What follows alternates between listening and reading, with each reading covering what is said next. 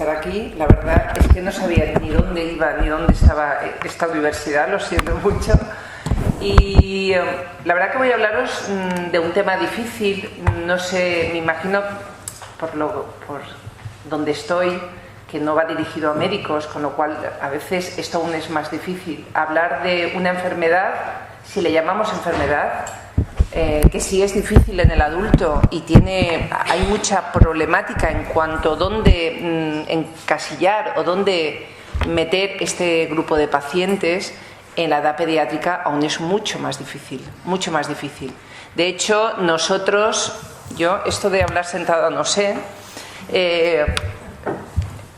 huimos del término fibromialgia porque en ocasiones crea mucha inseguridad y muchos problemas en cuanto a la actitud y el comportamiento alrededor de esta enfermedad.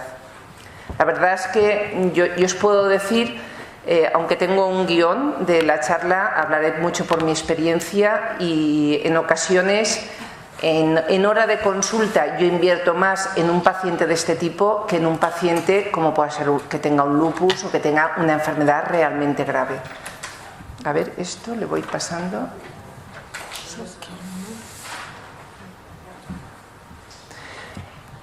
Nosotros, a nivel pediátrico, yo soy pediatra y me dedico, pues bueno, la verdad es que yo creo que 12 horas al día, porque en casa continúo trabajando a la patología inflamatoria del aparato locomotor en el niño y adolescente. Entonces huimos, como os comentaba antes, de hablar del término fibromialgia y entonces intentamos hablar o reagrupar, y esto no soy yo sola, sino también pues a nivel de los grupos de expertos americanos, europeos, de agrupar estos síndromes o este grupo de pacientes cuya característica que va a unir es el dolor. El dolor y, bueno, pues como todos sabéis, el dolor es muy difícil de cuantificar, es muy subjetivo, es muy personal y eso conlleva mucha dificultad a la hora de ver realmente hasta la magnitud, ¿no?, de esta enfermedad. Al hablar de subjetividad también pues nos encontramos que no es lo mismo, de hecho nuestros niños pequeños, o sea un niño de 4, 5, 6, incluso 7 años es capaz de vivir con el dolor hasta tal punto que yo os voy a contar un ejemplo.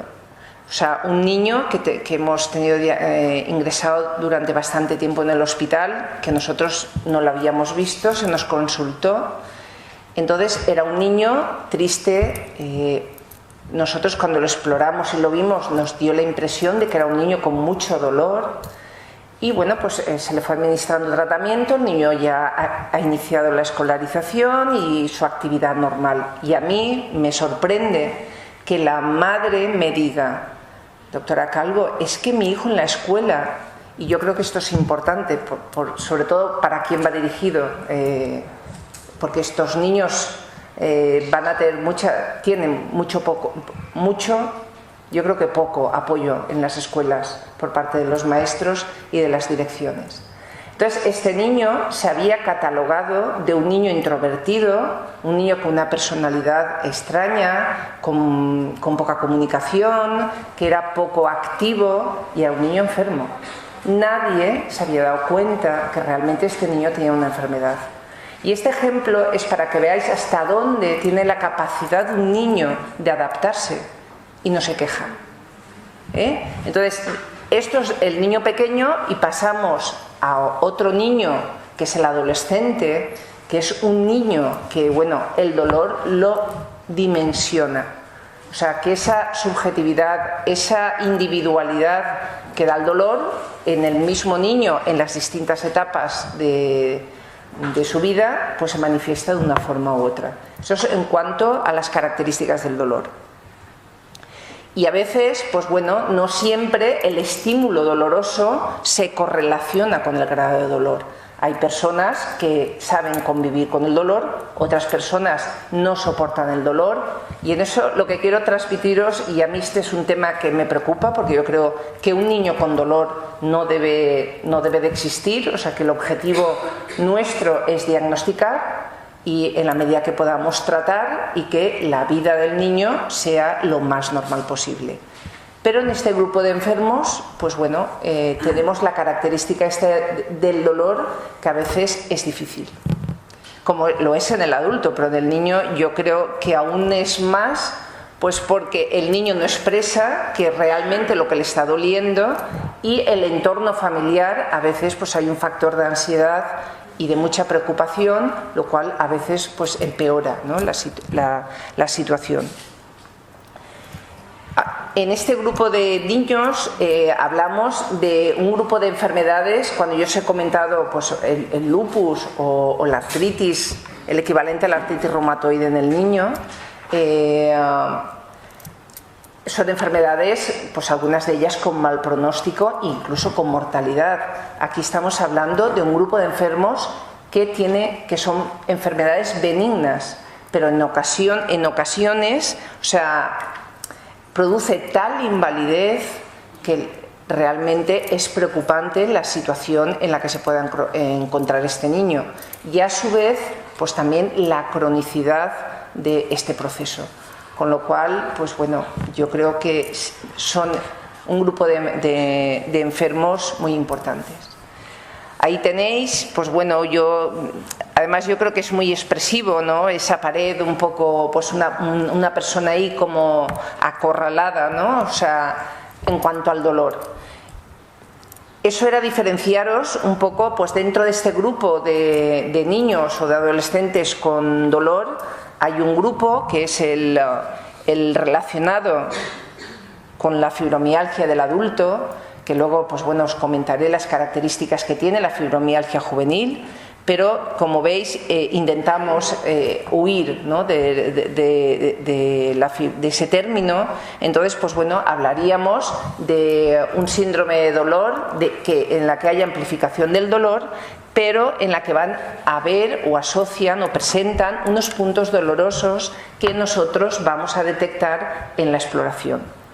Tendremos otro grupo de niños o de pacientes que tendrán dolor, pero no asociarán puntos dolorosos, sino sintomatología vasomotora o sintomatología, cuando una persona, para que entendáis lo que es vasomotor o vagal o neurovegetativo, o sea, esos síntomas que a veces se desencadenan, o todos hemos vivido una situación de estrés o una situación de que uno va a marearse y empieza a sudar o empieza con una sensación de malestar. Bueno, pues eso es que se estimula el sistema neurovegetativo. Pues hay un grupo de enfermedades que, aparte del dolor, asocian estos síntomas neurovegetativos o del sistema nervioso autónomo. Luego tenemos otro, y ahí tenemos la distrofia simpático-refleja, que os comentaré solo un poquito. Hay otro tipo de dolor, que es un dolor continuo, no asocia signos del sistema nervioso autónomo y puede ser continuo o bien intermitente.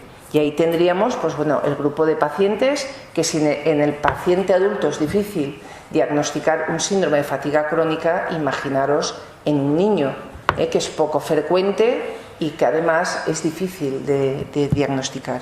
Y luego también os pongo ahí el síndrome de hiperlaxitud, porque del niño no es una enfermedad, o sea, son niños laxos, son niños elásticos, y pues hay un síndrome que se llama síndrome de hipermovilidad, o sea, debido a que son niños tan elásticos, cuando realizan ejercicio, cuando se ven sometidos a mucha presión, pueden tener dolor. Y estos síndromes, os comentaré también un poquito, se asocian, se entremezclan con los otros síndromes. Y esto se llama, pues bueno, fenómenos de superposición. Con lo cual nos podemos encontrar con un niño hiperlaxo que tiene puntos dolorosos, se puede diagnosticar de una fibromialgia o bien presentar, incluso asociar una fatiga crónica. Con lo cual son niños con dificultad Además, yo creo que cuando unos padres llegan a nuestras consultas, lo primero que quieren, pero mi hijo, ¿qué le pasa? ¿Qué es lo que tiene? Y quieren un diagnóstico. Y a veces, pues no siempre es fácil el dar un diagnóstico y luego, pues el decirle a un niño o a una madre que tiene un niño con una fibromialgia, la verdad es que para mí es muy difícil. Y luego todo lo que puede conllevar eso alrededor, ¿no? Social y familiar, todo. O sea que yo creo que eso hay que tenerlo en cuenta. Por lo cual vamos a tener una gran variedad, como os pongo aquí, de síntomas y signos que ahora comentaremos brevemente.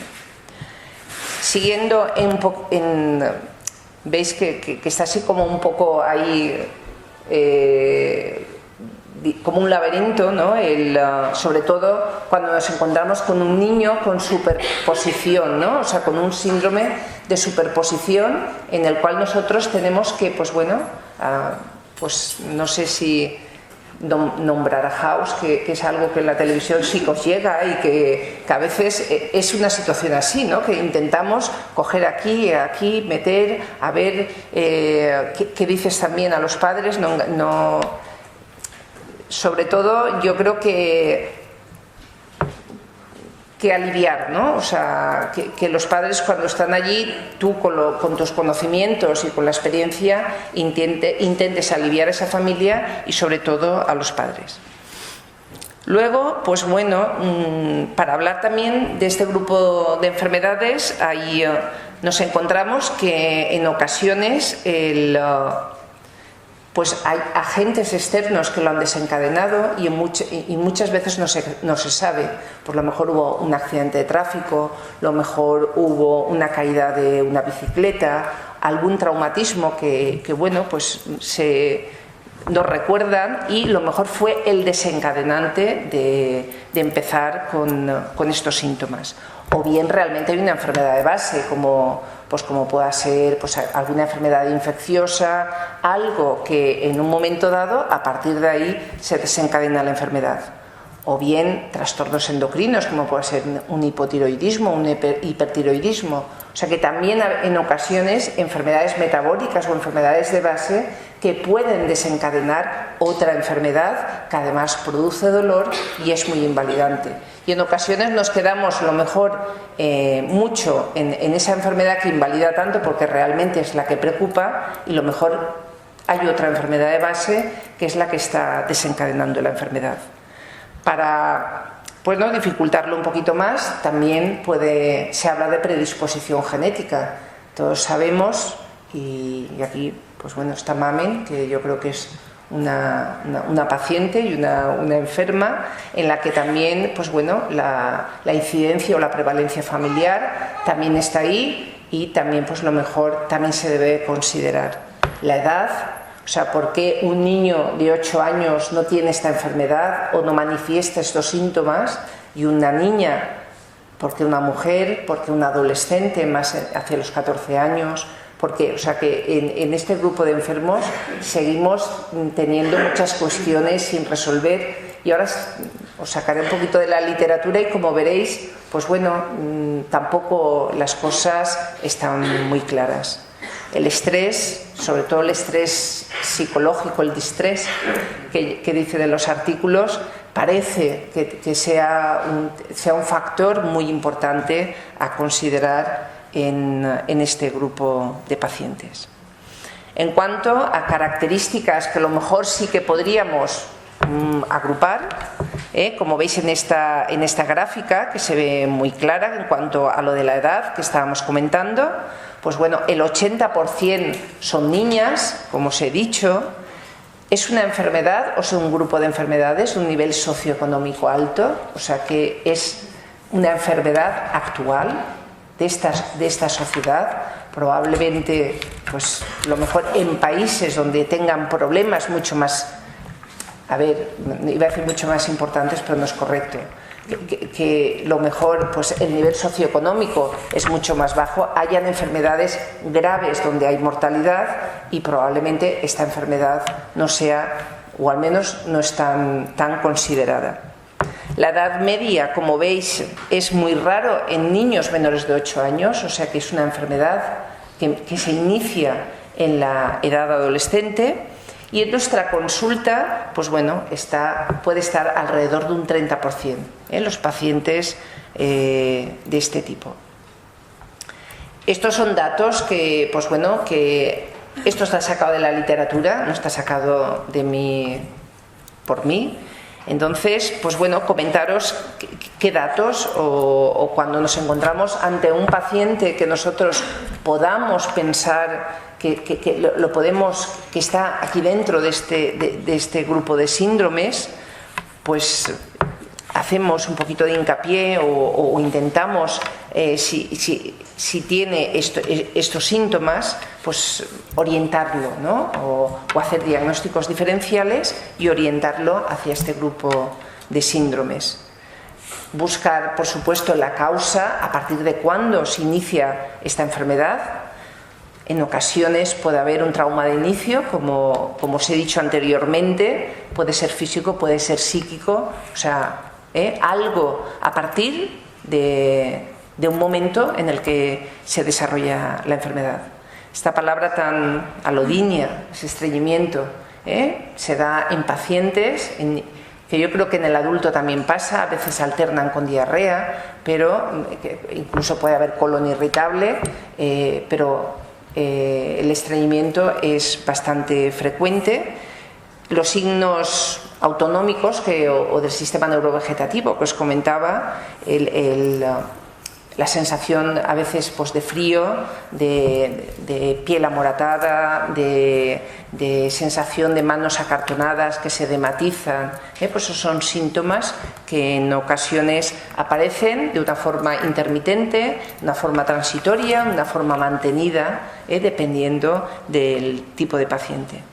En ocasiones son adolescentes, porque son en adolescentes que dependen de figuras maternales o paternales, incluso, aunque es un poco cuestionable, pero hay mucha referencia en la literatura, que muchos niños que han sido, pues de alguna forma, ya no digo violados, pero que sí que han habido ciertas, desarrollan enfermedades, y eso está descrito en la literatura.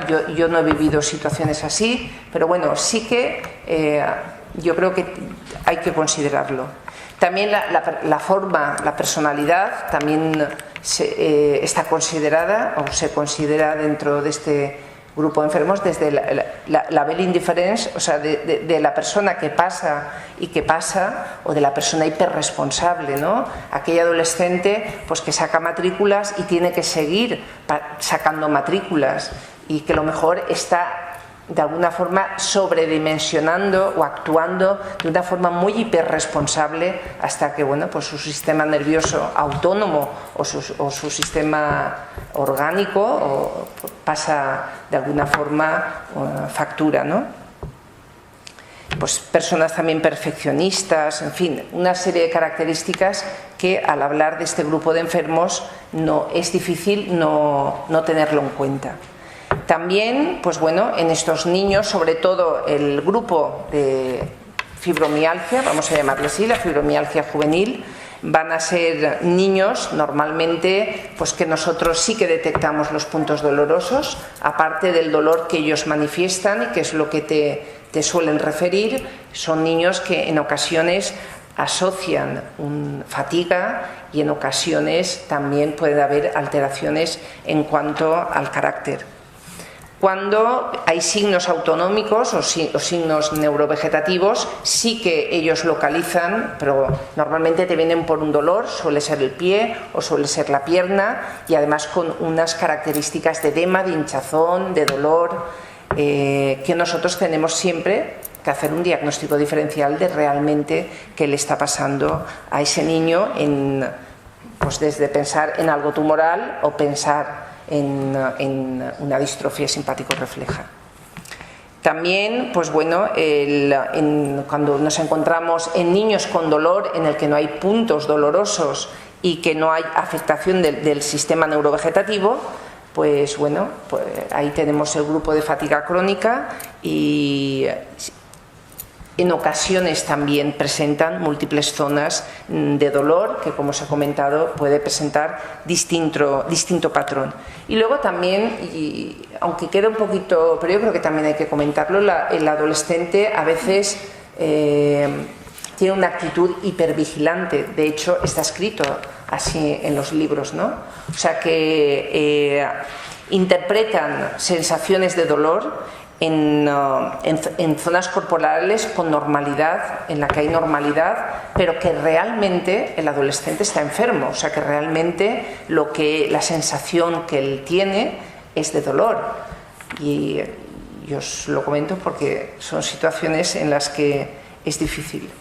Entonces, todo este grupo de niños o de adolescentes tenemos que, para entrar aquí y agruparlos, no hay una enfermedad de base. Normalmente descartamos, o sea, estamos hablando de primarios, o sea, en este caso de la fibromialgia primaria en el adolescente, no que haya un hipotiroidismo o que haya enfermedad de base, que tienen un examen neurológico normal, que pueden asociar síntomas digestivos y que en ocasiones, pues bueno, hay una...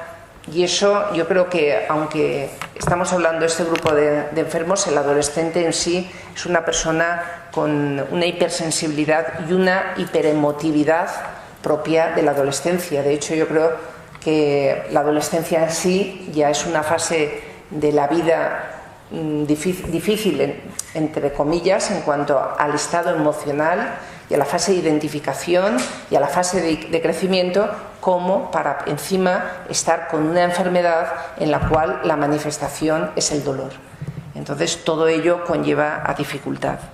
Suelen ser niños en el que, si nosotros realizamos análisis, son totalmente normales. Si hacemos radiografías no encontramos ninguna patología, y si hacemos un rastreo óseo, una gammagrafía, que en ocasiones, para que no se nos escape algo, sobre todo pensando en algo que produce dolor o que sea algo orgánico, realizamos una gammagrafía en el cual también pues, suele ser normal. Por lo tanto, una vez nosotros diagnosticamos a este grupo de pacientes, no solemos realizar más pruebas.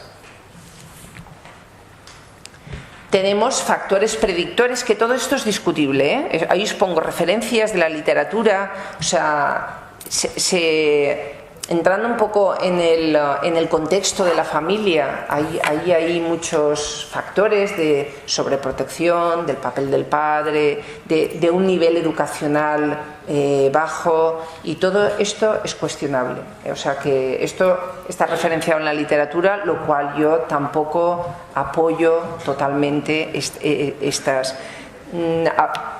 En estos ambientes familiares en el que pues hay separaciones, hay discusiones, hay un ambiente familiar, también este grupo de pacientes también lo puede. De hecho, yo tengo muchos niños con esta enfermedad, y hablamos de enfermedad primaria, no de la secundaria a otras enfermedades.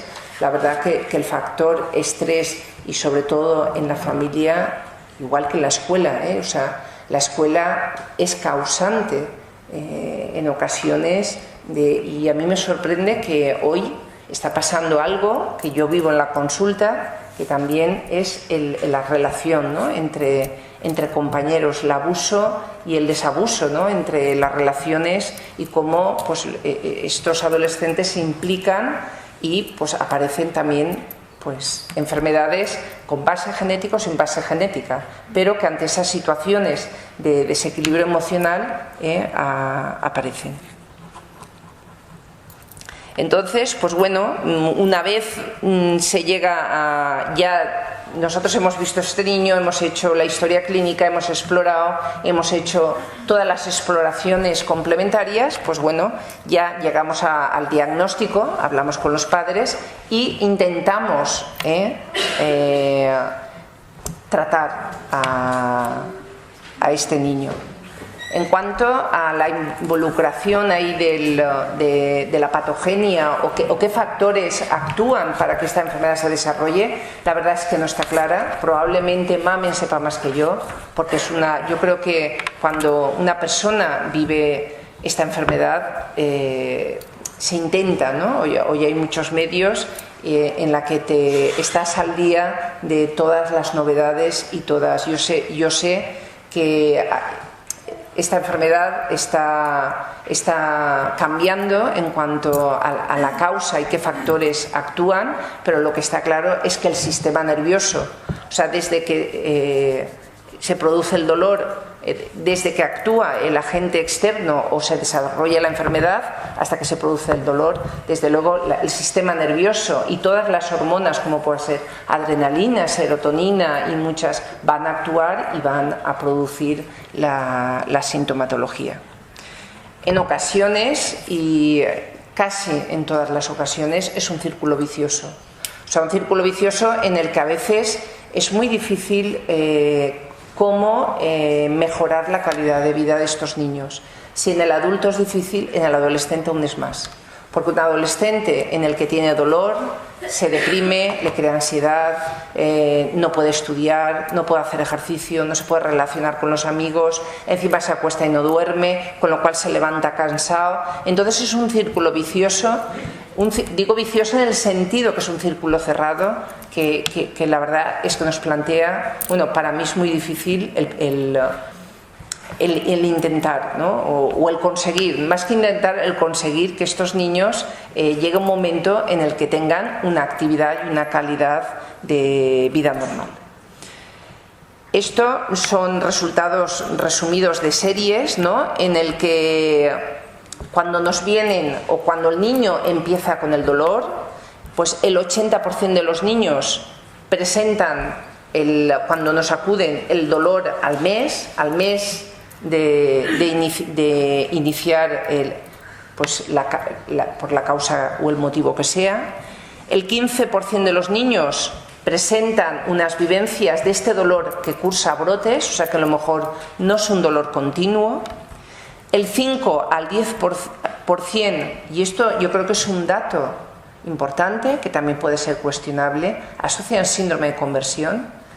Y esto nos pasa, y a mí me pasa y me sigue pasando, en la edad de la adolescencia, como os he comentado, es difícil, y en ocasiones nos pasa en el que el adolescente pues inicia unos síntomas y luego, y hablamos de un 5%, pueden perpetuar la sintomatología o perpetúan la enfermedad, y no siempre es algo que uno controle y que lo intente premeditadamente, sino a veces, pues bueno, en ese grupo de pacientes que a lo mejor sí que hay conflicto familiar o que hay situaciones de estrés, pues lo mejor esa misma situación pues hace que desencadene y que haya un síndrome de conversión.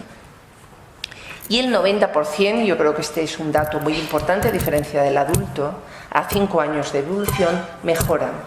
O sea, por eso yo me gustaría transmitiros que cuando hablamos de fibromialgia juvenil no hay que compararla en la fibromialgia del adulto, porque el pronóstico es mejor. La fibromialgia, pues bueno, es una forma de dolor musculoesquelético que se caracteriza por ser sobre todo un dolor difuso y que, como os he comentado, se relaciona de una forma, yo creo que bastante significativa con, sobre todo, distrés psicológico. El distrés psicológico que yo ya, pues bueno, que haya una causa genética, una base genética, parece ser, y también tampoco está claro, pero bueno, sí que el estrés psicológico en esta enfermedad la activa o la desencadena. Y, desde luego, como característica importante es la calidad de vida de estos niños. Yo no sé si, aquí me imagino que sí, la gente joven van a ser futuros maestros, me imagino, y la verdad que son niños complicados en el que encima a nivel de la escuela suelen tener problemas porque son niños que tú los ves y son de apariencia normal, con lo cual la mayoría de ellos se les cataloga, ¿no?, de niños problemáticos o niños que como que utilizan la enfermedad para estar, pues para aprovechar lo mejor la situación escolar, ¿no? Con lo cual eso entra dentro del círculo de cerrado, con lo cual los síntomas aumentan, crea estrés psicológico y aumenta la sintomatología. Aquí tenéis, que yo tampoco los voy a nombrar, pero esos dolores que yo os comentaba que nosotros desencadenamos al explorar a estos adolescentes, puntos dolorosos que normalmente ellos no son conscientes de que están. Ellos lo que suelen tener es un dolor difuso con cansancio y fatiga, y yo creo que tienen poca vitalidad y poca energía, y que nosotros estas maniobras exploratorias que desencadenamos el dolor nos ayudan mucho a diagnosticar esta enfermedad.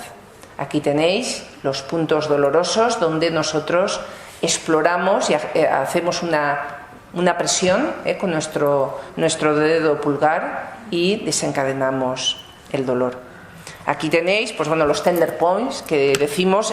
En ocasiones ni delante de los padres nombramos puntos dolorosos, sino tiene tantos tender points para no crear ansiedad o angustia. Estos son de series de niños con fibromialgia juvenil, en la que uy, estaba señalando con el dedo.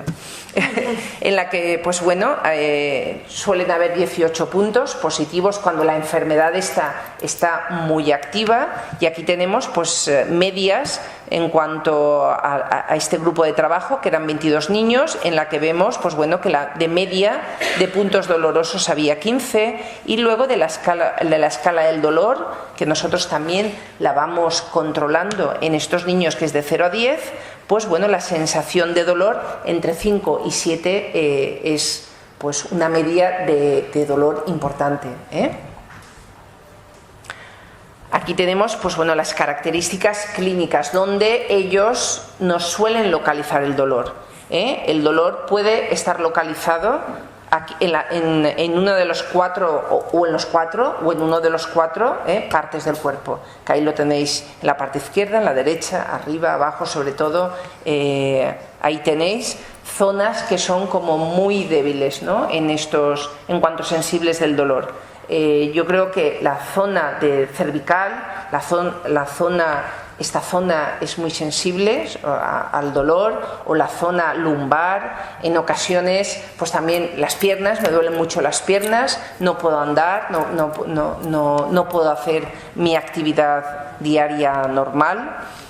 Y encima, o sea, aparte del dolor que invalida, pues tenemos también, como os he comentado antes, dentro del circulito, que son niños que se cansan, son niños que no duermen, son niños que se levantan como acartonados, y aparte, pues bueno, en ocasiones pues asocian dolor de cabeza, asocian dolor de tripa, el estreñimiento, o sea que son niños, yo creo que muy invalidantes, como os he comentado anteriormente. Luego, esto era solamente comentaros, estos son series publicadas en literatura internacional, en la que vemos, pues bueno, veis, el 100% de esta serie, en la que hay 16 niños con fibromialgia juvenil, el 100% tenían alteraciones del sueño. Entonces, imaginaros un adolescente de 14 años que no duerme. Pues yo creo que ese es un dato muy, muy importante para considerar en cuanto al no dormir. Va a aumentar el dolor, va a fatigarlos, y es un dato muy, muy importante en ese grupo de pacientes. El 69% de los niños tienen fatiga, el dolor de piernas está en un 31%, y este dato yo creo que también es importante, un 12% tienen historia familiar. Pues bueno, pasa muchas veces que pues una madre te dice, es que yo estoy diagnosticada de fibromialgia. Pues bueno, este dato. También hay un dato que llama la atención, es que es el temblor, el movimiento de piernas y el dolor de piernas. Que como veis, pues bueno, de esos 16 pacientes, el 97% o 96% de los niños lo tenían.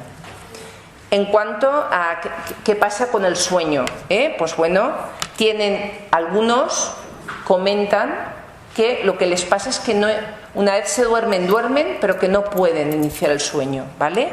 Otros lo que dicen es que una vez se duermen, no mantienen el sueño, o sea que no duermen las horas que...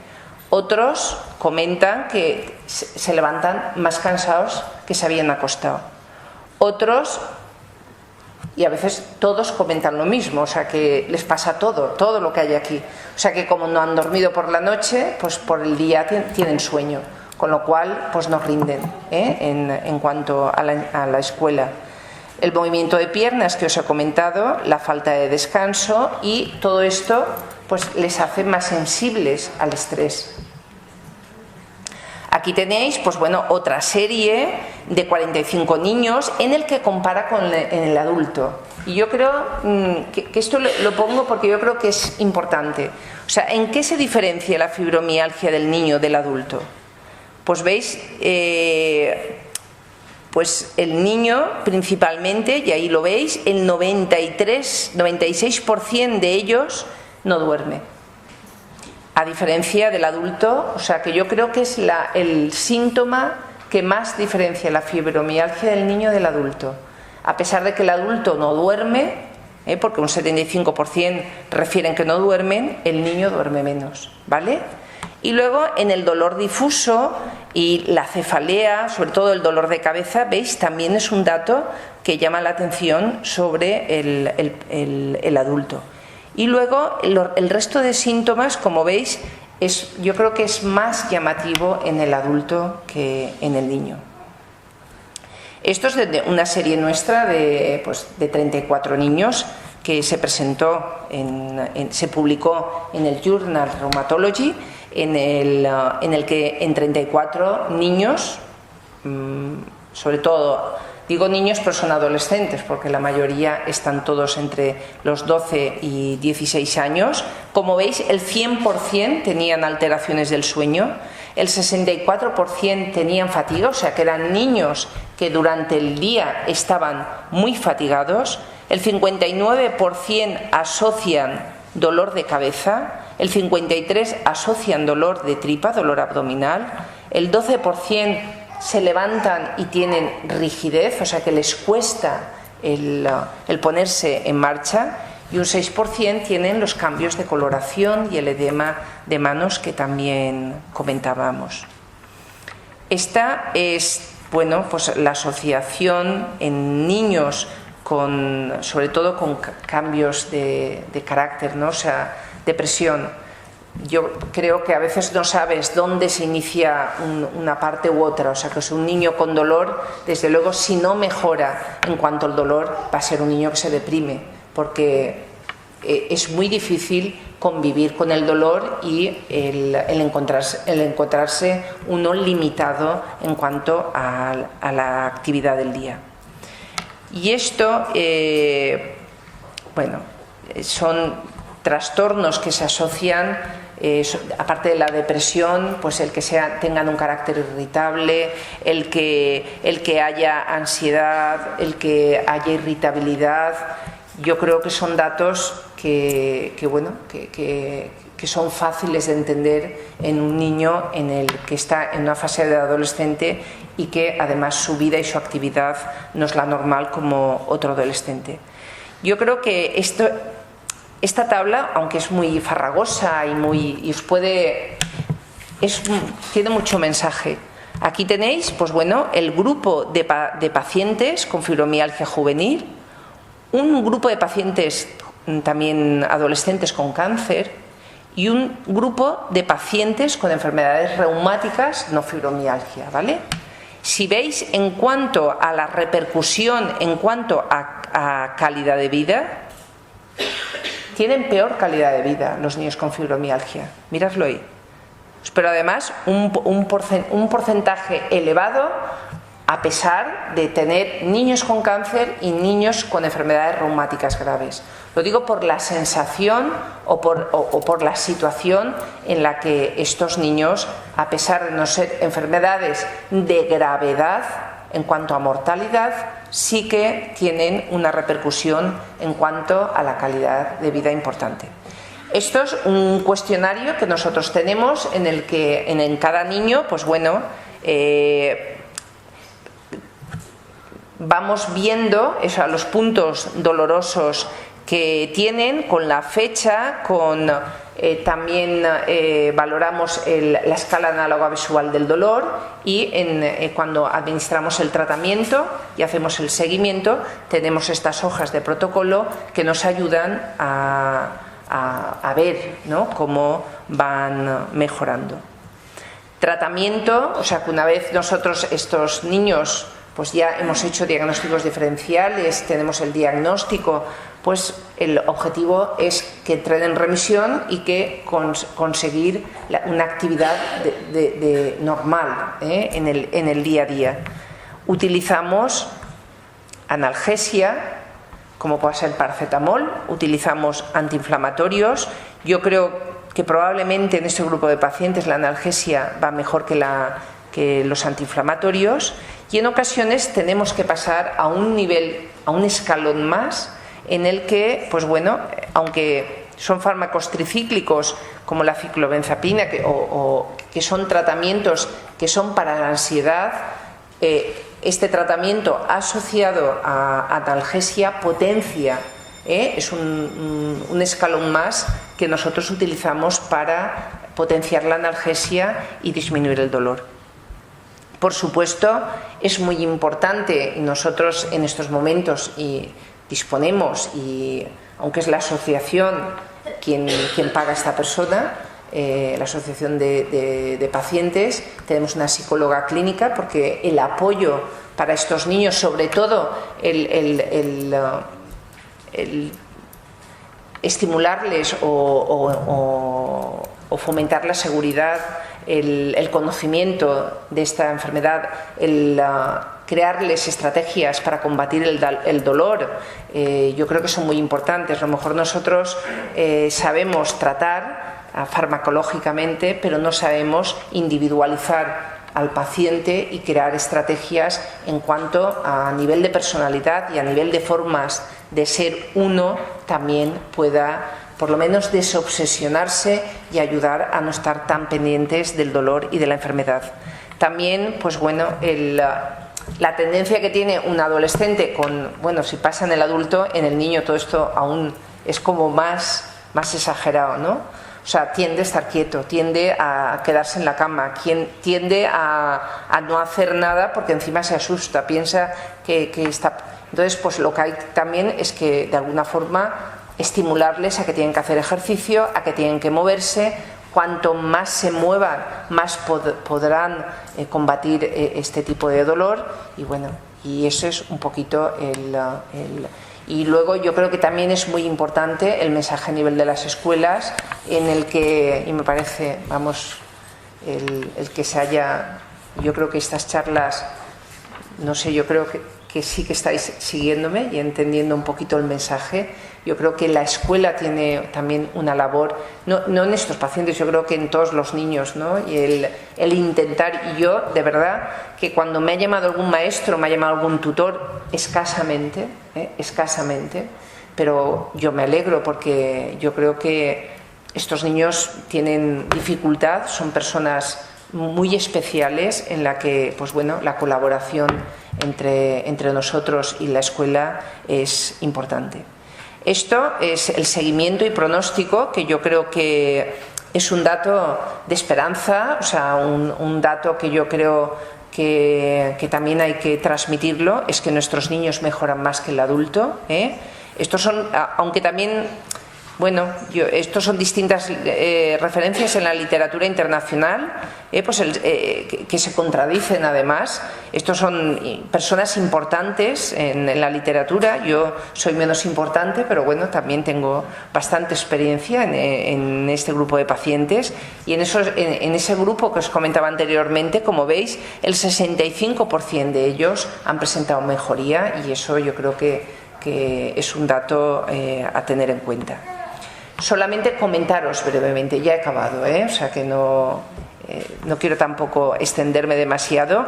El síndrome miofascial sería es la fibromialgia localizada, o sea que son niños que esto aún, porque estos niños no siempre tienen los tender points positivos, con lo cual, pues un niño que te viene con un dolor de hombro, que no puede moverlo, que además nosotros ahora tenemos una niña que además es de esta zona y que la hemos hasta ingresado, o sea que realmente cuando te vienen tan mal y con una situación tan dramática en la familia, de preocupación, de angustia, de estrés, de que mi hija no mueve el hombro desde hace 3 meses, que todo le sale normal, que nadie nos dice lo que tiene.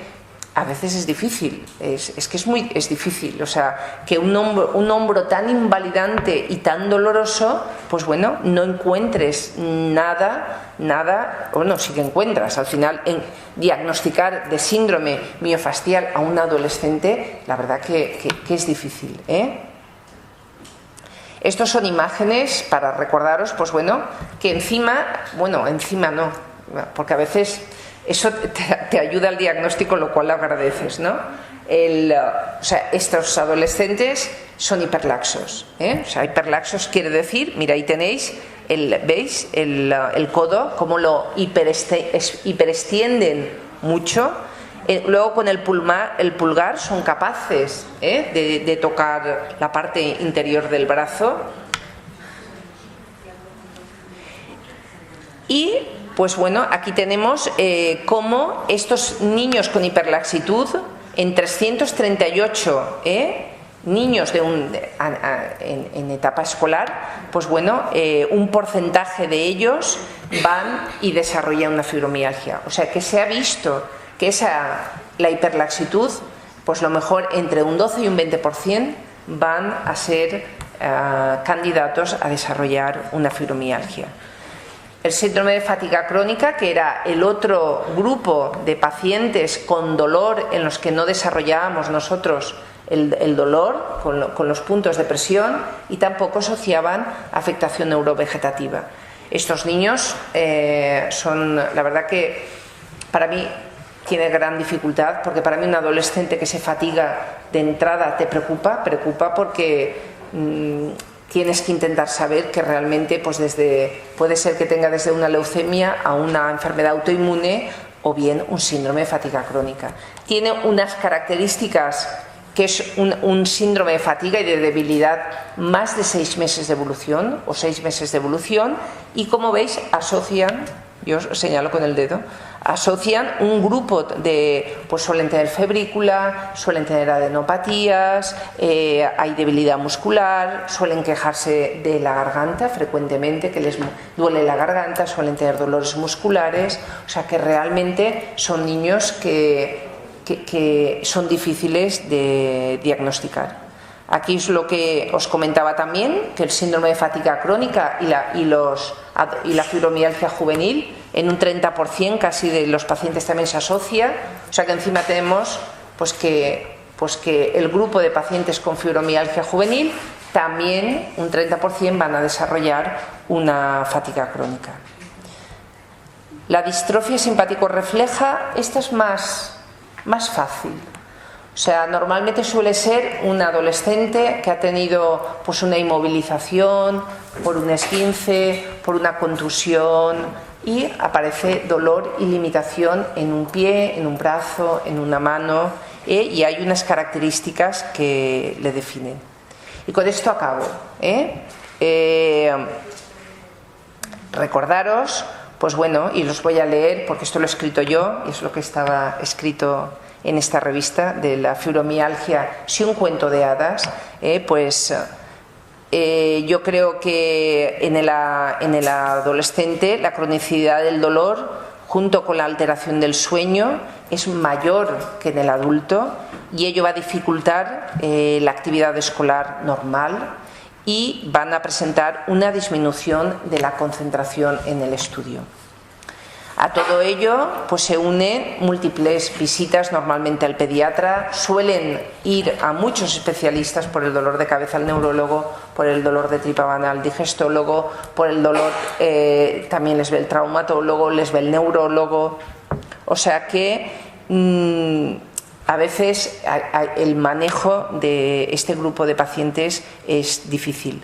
La edad también, la mayoría son adolescentes, que es lo que os comentaba antes, que eso ya es difícil. O sea, cualquier enfermedad en un adolescente es difícil porque la adolescencia, manejar un adolescente, pues todos tenemos un adolescente, o hemos tenido un adolescente en casa, o vosotras recordaréis también la relación con vuestros padres en la etapa de adolescencia, pues encima un adolescente enfermo aún es mucho más difícil. Y además, si en el adulto se trata de una enfermedad, que eso Mame nos lo contará ahora, o sea, con muchos problemas en el individuo en sí mismo.